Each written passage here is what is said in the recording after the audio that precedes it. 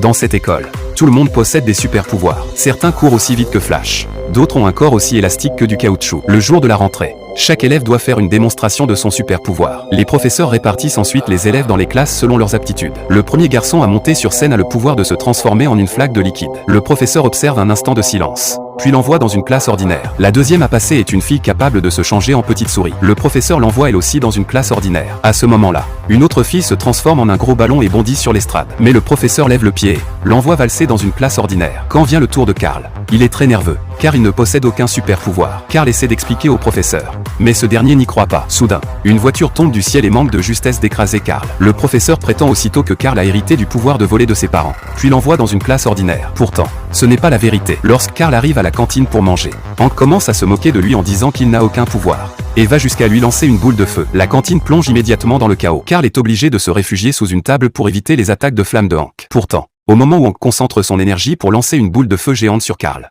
Carl libère soudainement le super pouvoir qui sommeillait en lui.